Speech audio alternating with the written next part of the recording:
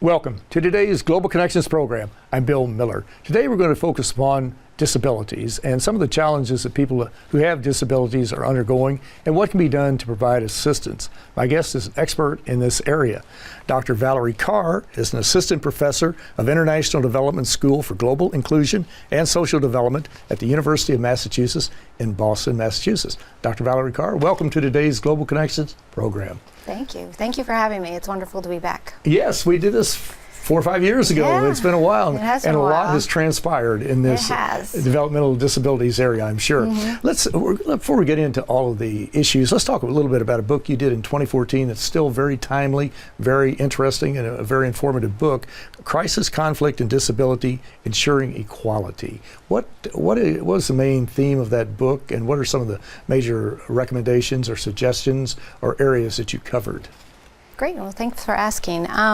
One of the main reasons we did the book and the reasons why it was so timely and is still timely today is that crisis and conflict are escalating around the world today, and people with disabilities are excluded. They're excluded in evacuations. They're excluded in planning. They're excluded in responses. So people with disabilities are far more likely to die in an emergency situation. And it's very timely because even the California fires found that people who were older and people who had disabilities were the ones who perished in those fires. So, you know, in our response and our planning, we're not anticipating the needs of people with disabilities. We're not understanding their particular needs, and there's lots of barriers, right? There's resources, a lack of resources, a lack of social supports for people with disabilities. And then if you are a person with a disability or you have a family member with a disability, say in the refugee crisis, just think about mobility and transitioning from space to space, and the additional costs for treatments, medications, services that are required to support the needs of people with disabilities. It's still very much a pressing crisis, and with all the conflict and the situations around the world today, we have since 2014 when we wrote the book seen a lot of progress in terms of planning for people with disabilities, but still sometimes that, you know, in that emergency situation, the response and the quickness of response has been lacking. And of course, in any type of natural disaster, or any type of disaster really, you have your local effort, you have a state effort or a county effort or whatever it might be, a regional, you have a national, but in some cases you have an international emphasis. Have we seen an improvement or a more coordination, if you will, amongst those various levels as far as planning for the inevitability of some type of natural disaster in the various countries? And what is the UN doing internationally? The UN brings the 193 countries of the world together. What are they doing to try to help mitigate some of the problems that may arise out of these natural disasters, especially as they affect people with disabilities? Well, there's a lot of international work going on around disaster risk and reduction. So disability is now part of those conversations. And we have in the last 5 years seen disability being a strategic objective, or to the name of people with disabilities being included in strategic planning and frameworks. And that's largely because of the Convention on the Rights of Persons with Disabilities. There is an article called Situations at Risk, and that includes, you know, particularly that people with disabilities need to be addressed in all disaster risk planning, conflict resolution. And when we talk to a lot of the international agencies, they've gotten the message. They understand that disability is a part that they need to plan for. And those conversations have really opened up since the passage of the convention, as well as since some of the continued planning around disaster risk and response. I'm glad you went into the Convention on the Rights of Persons with Disabilities. That was my next question. Oh, okay. I appreciate that. When would that come online, and what are some of the main tenets of that as far as focusing on these issues? I know you've touched upon a couple of them, but when did that was a UN agreement? It's an international human rights treaty that was adopted in December 2006, but was entered into force when they had enough country signatures in 2008. So we've been in 10 years. We celebrated the 10-year anniversary this last year. And it is a convention that protects and promotes the human rights and fundamental freedoms of people with disabilities. What's important to note is that it is a convention specific to disability, but that people with disabilities are people. And so the UN Declaration for Human Rights should cover people with disabilities. But what we found, again, the same with disaster response, is that if you don't plan for the needs, you don't address specifically those needs and supports, people with disabilities are excluded from recognition of their human rights, recognition before the law, that they're people, that they have human dignity, they have these fundamental freedoms, and they have these human rights. And it's certainly a travesty. It's just a tragedy, too, that people with disabilities are so often shunned, or maybe not as much today as they were 15 or 20 or 30 years ago. But they do, in most cases, have a lot to offer. They have their own internal values. They can be productive members of a society in many cases. And with just a little bit of assistance, they can move from a very unproductive state to a more productive state and really achieve their self-actualization, can they not? Absolutely. I think one of the things about the CRPD, the convention, is that we're moving away from a medical and a charity model to say that there's a problem within the person to a social model. And that's a problem within society, that if we can accommodate and support people's needs and differences, whether they are young, whether they are elderly, whether they have a disability, we don't have barriers in society. We can overcome these barriers at least. So for disability, there are some extra barriers like ramps. You know, that's a very obvious example of physical access. And if we can address that, people with disabilities can have access to the same buildings, to the same services, to the same schools. So it's not as much as, you know, enabling them to be productive members of society, but allowing society to support and allow them access and to support the needs of people with disabilities so that they can engage in the same way that every other citizen engages. That's a two-way street. It works both ways. It certainly does. The Americans with Disabilities Act, did that come online back in the 90s, or was it in the 80s in the United States? I'm trying to remember. I don't 1990, remember. I believe. 1990, Yeah. Along in that era. What role did that play as far as the tying into the Convention on the Rights of Persons with Disabilities? Did the UN and the international negotiators look at the Americans with Disabilities Act, or did they look at a lot of acts, a lot of legislation from around the world when they put that together? I think they looked at a lot of acts from around the world, but I think the ADA was a basis for some of the principles and the articles within the convention. The ADA is the U.S. disability legislation is considered a leader in the field.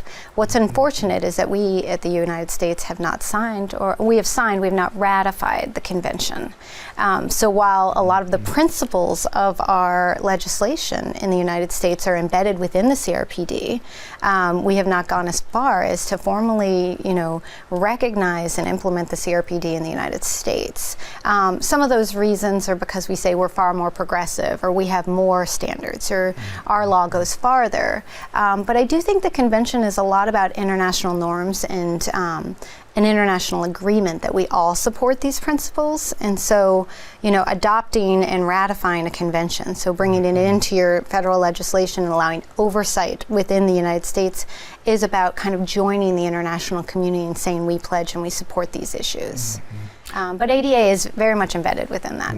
And that's a major challenge you just brought up, because the United States Senate, which has just a whole closet full of conventions, that's never ratified the Convention on the Rights of the Child, the Convention on the Elimination of All Forms of Discrimination Against Women, just on across the board. And in many cases, the standards are a little higher, but we should still participate in these to lend our voice, lend our weight, and to be supportive of these norms. And in most cases, when you find that members of the Senate don't approve of them, it's because of one or two small technicalities. I remember the Convention on the Law of the Sea Treaty, which is a major, major convention, and the U.S. Navy supports it, the business community supports it, everybody, it seems like, supports it, except 2 or 3 members of the United States Senate.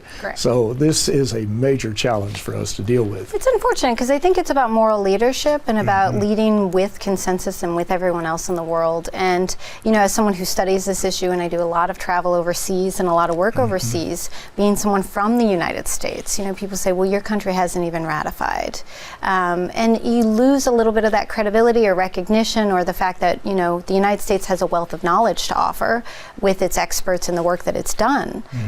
So it is really unfortunate, and I think it is due to a technicality and a misinterpretation of the spirit of the convention. It certainly does, yes. It reduces your clout quite a bit. There's no doubt about it. It certainly does, yes. Now, you were involved at the United Nations. You've been involved in many activities. So one was developing a very recent report on strengthening the system foundations for a disability inclusive United Nations. What was the main focus of that particular study that you worked on? That people with disabilities need to be included within the UN system itself. So that report and that research, where I was principal investigator, was supported by the Executive Office of the Secretary General, and the report was published by the Special Rapporteur on Disability. And what we were able to do is research the inclusion of people with disabilities within the UN system. So we have a convention, and we focus a lot on UN system supporting actors and countries, right, in their implementation of the rights of people with disabilities in the field. But what the UN has not done itself is look internally on how we support people with disabilities within the UN. And when I say the UN system, I mean human resources and employees with disabilities within the United Nations, how they're treated. I'm talking about UN agencies and country teams and how they develop policies and programs that include people with disabilities in their work that they're doing in the field. An easy example is UNICEF. They're a very positive example of including people with disabilities in their work. And that transition came after the convention. It wasn't something they always did. The CRPD really moved that discussion forward, and then they revised a lot of their programs, a lot of their policies in health, in education, in maternal health care, to include disability components, to include upholding the rights and allowing access for people with disabilities. So the study, we reviewed 40 UN entities and 40 UN country teams, as well as headquarters offices like Human Resources and Department of Management, to assess how they were supporting people with disabilities, how they were including the rights of people with disabilities in their programs and policies. Valerie, we've heard a lot about the UN Sustainable Development Goals, 17 logical, practical, measurable goals. And I'm just wondering, I know all 17 are important: to eradicate poverty, to eliminate hunger, to preserve the oceans, to combat climate change. But which of those are more logically tied into what you're dealing with as far as in the area of disabilities? Are there certain ones that you're focusing on more than perhaps a few of the others? Two things. One is there's a mandate called No One Left Behind and within the Sustainable Development Goals, and that is about addressing the needs of the most vulnerable in society. So I think we recognize that with the Millennium Development Goals, the poorest of the poor, the lowest 20%, which includes people with disabilities, were not addressed. And they didn't move. Their indicators, right, their progress in education and health in poverty they weren't addressed, right? So it was easier to address the needs of the upper part of society, the upper echelon, whereas addressing the needs of the most vulnerable is more difficult. So that mandate means that people with disabilities are included in all of the Sustainable Development Goals, but there are specific goals where the word disability and people with disabilities are included specifically, related to poverty, related to education, related to healthcare, and very specific targets and indicators related to those areas. Well, you're watching Global Connections Television, which is a privately funded, independently produced program. The opinions expressed on Global Connections are solely those of the moderator and his guests. We would invite our viewers to go to our website at www.globalconnectionstelevision.com to view previous programs. Also, if you're involved with a PBS or community access television station, or perhaps an educational institution that has an intra-campus television hookup, or you just have a website and you'd like to share our programs, please feel free to do so. Global Connections Television is provided as a public service to help us better understand international issues and how they impact our lives. Today we're talking with Dr. Valerie Karr about disabilities and the role that the UN and many other agencies, countries, governments, and whatever can play in helping to provide services to people with disabilities to help them deal with their particular challenges. Valerie, we're talking about people with disabilities. We have roughly 7.6 billion people on the planet. Do we have a ballpark figure of how many people? I know there are different types of disabilities, but is it like 1 billion people? It is. Is it really? Oh, 1 billion. Good luck. Good guess. But it's 1 billion. approximately 15 to 30% of the population. Especially if we have an aging population, you'll see it increase a bit over time. Rough estimates would say we're about 1 billion people on the planet with disabilities. It is it's just mind-boggling that we've had these situations, and we've not been able to focus more, but we're doing it now, it seems like. You've been involved in other programs too. I mentioned with the United Nations, but you're also involved in a program called Brave. I'm trying to remember the exact title of it. What do you tell me Project. what it is? That's okay. Brave Project. You got okay. it. Yeah. That's it. What exactly is that? Well, that's a family foundation we started, and it's a very small foundation, but it's really, I think, about our times right now and the political conversations we're having in the United States and overseas, that we really wanted to encourage young people to have the empathy and the moral courage to act on injustice. So if they see something, to be able to do something about it and to not feel so helpless or that they can't have an impact, and really encouraging families and people to really come together. And one of our first projects was around the Syrian refugee crisis, that I think, we tend to forget about some of these issues, that there's so many issues going on today that we put them to the side. And I think the Syrian refugee crisis is really one of those.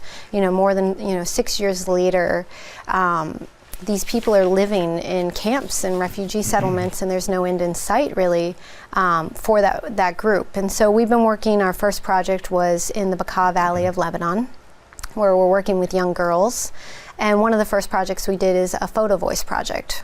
I like to blend research with advocacy, and allowing the children themselves to take pictures of their situation and what was important to them, what they wanted to say to the world, what they wanted to say to the United Nations if they had the chance. And so they were trained in kind of photography skills, went out and took photos, and then we led interviews and were able to bring them back to the U.S. and have a fundraiser for their school, and talk again in our subsequent visits about what issues impacted them most. And you see a lot of themes, right, with young children. Some of these kids were born and raised in the refugee setting. They don't remember Syria, and others are older, and you see the differences in the response and the risks that they face. The informal settlements in Lebanon are very precarious because they're not recognized as refugees. And that means that they don't get the same protections and services that you would get in Jordan or Turkey or a different country. That means that they're renting tents from landowners, and in the winter when it's very cold, they're under canvases. That means that if you don't have a father anymore or a male figure in your life, that these women, when they run out of money, are vulnerable to abuse and exploitation. I went and worked with 12 girls about 2 months ago to talk about what they wanted to do in their settlements, what they dreamed of, what they, small things that they could do to allow them to have a sense of control over the situation. And I thought we would talk about food scarcity or education. And they did. They talked about wanting to go to school and, and what they wanted to be when they grow up. But the thing they really wanted to focus on is early marriage. And unfortunately, we're seeing exploitation of very, very young girls, 11 and 12 years old, being married for 1 to 2 months and then being returned for profit. And that's not really early marriage. That's child prostitution. That's exactly what it is. And, I thought we would go and talk about lighter-hearted subjects. And not lighthearted, but this one, when I'm sitting with 11 and 12-year-old girls talking about what they wanted to do, and they tell me about their friend who was just married off, that's a very serious situation. So our next project, we're able to secure some funding to help those very, very vulnerable families with cash transfers, employment opportunities, so that they can make some income and try and stabilize in many ways. It's very important. Do you have a website where people can go to watch this or to listen to their stories, which I'm sure are very moving? It's bebrave.global. bebrave.global. Okay, very good.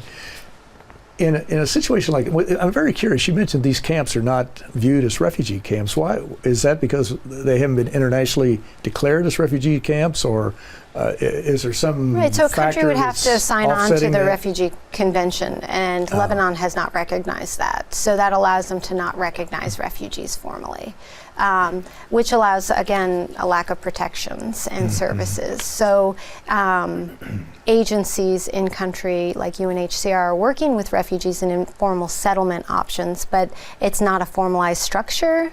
I mean, there's pros and cons to that. Majority of them are cons, but you have lack of services, lack of education opportunities, lack of major UN systems being able to come in and put in place structures.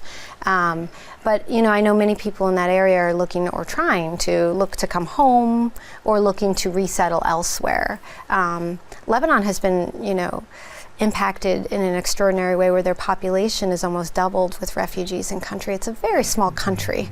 And so they're suffering under this burden. In fact, an example of that, they're trying to meet the needs, is they've split their school day in half because they now have double the students and they're trying to educate, so they have 2 sessions to double the capacity. But that puts a lot of strain and burden on the system. It certainly does, yes. Well, it sounds like you've done some great work in that area, and you've got some other great plans to move in that area. But I think of the UN General Assembly, and as I recall, 1981 was declared the International Year of the Disabled. December 3rd was declared the day for the persons with disabilities. How important is it for the United Nations General Assembly and other units within the UN system to focus on these problems and to try to elevate the issue so that more people are aware of them, of the issue, and also get more involved? I think it's very important. I think the Year of Persons with Disabilities, which was followed by the Decade of Persons with Disabilities, which was followed by standard rules and then the convention, that was all an advocacy process, right? We had the year to focus on this issue. We were able to get countries and member states to acknowledge this through awareness and education and opportunity. And then we realized there needed to be more. So there's a decade. And then you realize there needs to be more. That the rights of persons with disabilities, what we found in all of our studies, the UN study as well as the study I did for the US government, is that if you don't have accountability mechanism, if you don't have standards and regulations and rules and commitments, obligations, you don't include people with disabilities. So you need to spell it out. You need to have action plans or accountability mechanisms in place. You need to have the convention in place. Otherwise, it just tends to fall, below the radar, and these people are ignored and not addressed. Do I think that that's intentional? Yes, sometimes it's discriminatory behaviors, it's attitudes and awareness.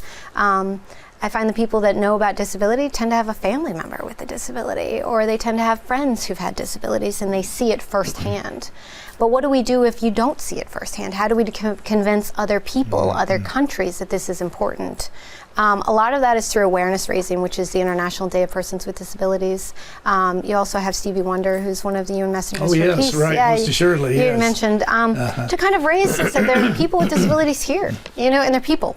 That's it. And we contribute to society, and they have families, and they're everywhere. And that you normalize that the stigma starts to fade away, and that people are just members of society. And so we want to recognize diversity and value diversity in society. But it's the UN who's a leader in that area. Is that we're saying that we have a convention, we have a human rights treaty, that there's important things here, and that we need to be doing more. And one of the reasons I was so excited about the UN Secretary General's office picking up disability as an issue within the UN system and the Special Rapporteur is that they're saying that we need a commitment here, and it's at the highest level, that this needs to move forward. We need to do better. What is Global Wellness Day?